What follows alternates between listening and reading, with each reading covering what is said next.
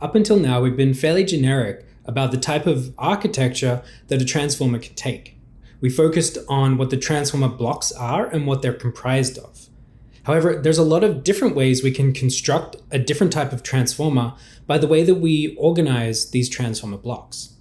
In this section, we're going to look at the different types of common architectures that we see with transformers and the different use cases and innovations that they require.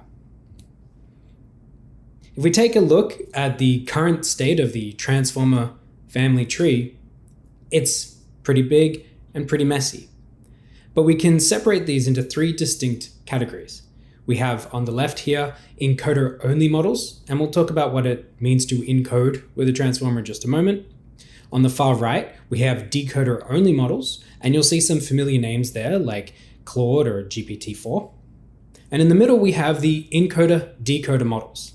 And if you look carefully, you'll see that we have a very familiar G letter representing Google for the encoder-decoder models, very prevalent in the middle. And there's a very good reason that Google is so prevalent in the encoder-decoder model space. In the original transformer paper, titled "Attention is All You Need," the researchers from Google presented an architecture based on an encoder-decoder approach. The reason for this is that they wanted to do machine translation between English and German. The goal there was to input a sequence of English tokens and output a translated German sequence at the end. The way that they achieved this goal is by taking an encoder series of blocks. So these would be regular transformer blocks as we've seen so far. They would put in the English tokens, transform them and prepare them in the way that we saw in the previous section. And then at the end of the transformer blocks, the vectors that we have at the output of the different sequence vectors that we produce after they've gone through the transformer blocks are actually used for the attention mechanisms in something called cross-attention for the decoder side of things that they presented in their model. Now, the way that this would work is that the model would first look at the words that it had produced as the decoder side of things, and then when we move up to the point where cross-attention is needed, it would compare the word that it had at the middle of its transformer block and look at the cross-attention vectors from the encoder side of things. We'll look at how attention takes these different types of vectors and combines them together in just a moment. But you can think of it as first the encoder takes the English language and transforms it into some sort of enriched vector. And then it uses those enriched vectors and learns how the German words relate to the English words to be translated. So encoder-decoder models typically take one type of language task and convert it to a different type of language.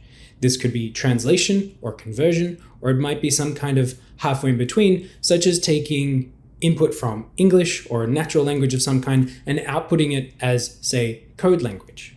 Or it might be one programming language to another programming language. Or it might be summarization.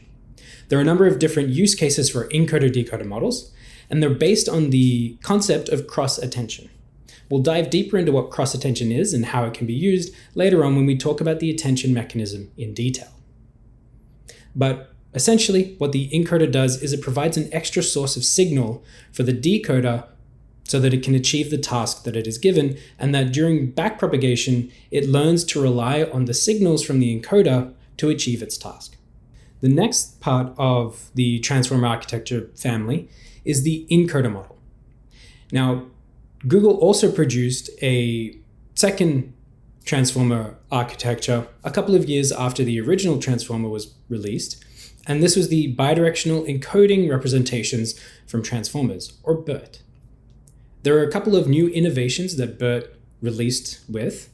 One was segment embedding, so you could take one sentence, separate them with the SEP variable, and then put in a second sequence or a second sentence, and BERT would be able to compare the two sentences together. The way we trained BERT was also different, as it would intentionally mask different words into the sentence. It would also allow you to incorporate next sentence prediction, and by that, it would be able to tell whether or not the next sentence preceded was preceded by the first sentence that it saw. It could give a true or a false, whether or not the first sequence it saw led then to the second sequence or not. BERT was excellent for fine-tuning and has been used and still dominates many of the state-of-the-art techniques for different types of natural language processing. BERT is excellent for things like question and answering, named entity recognition, and other more traditional types of natural language processing tasks.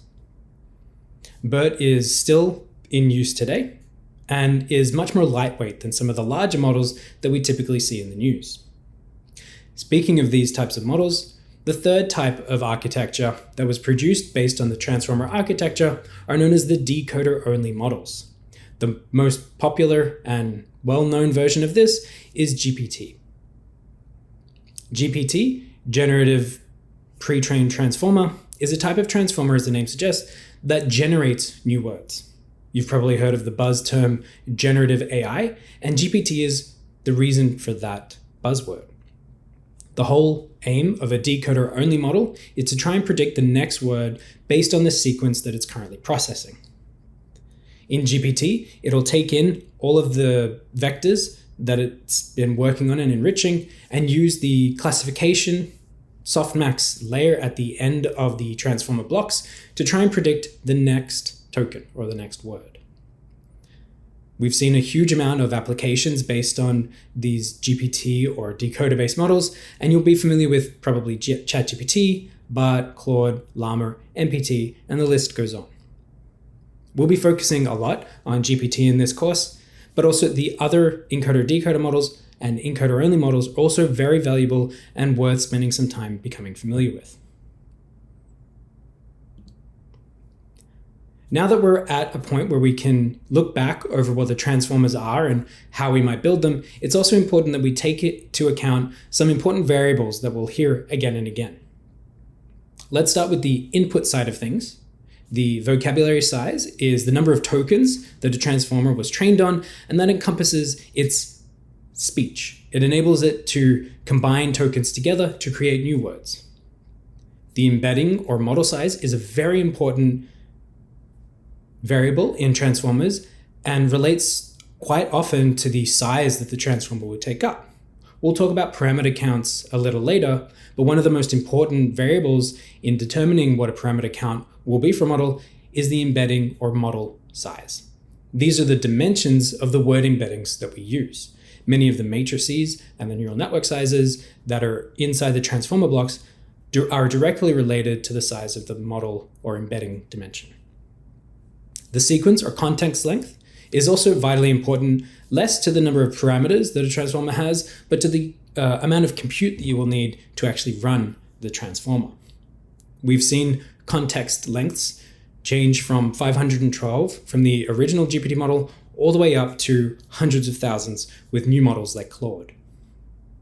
If we look at the internal variables, we'll also have to keep in track of the number of attention heads. So we'll talk more about attention in the next section, and the number of heads that you have in multi-attention is also an important part to keep track of.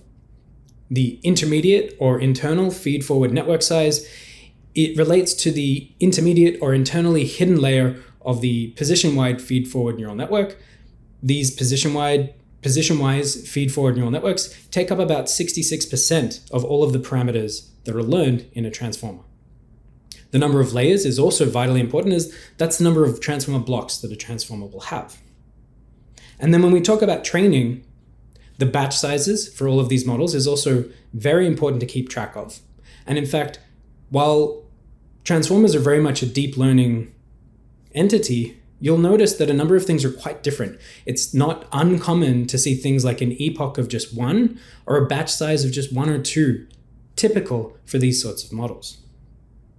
In addition, the number of tokens that a transformer is trained on reaches the millions, billions, and trillions in transformers. This is something that we haven't seen in deep learning up to this point, but is very much part of what makes large language models large.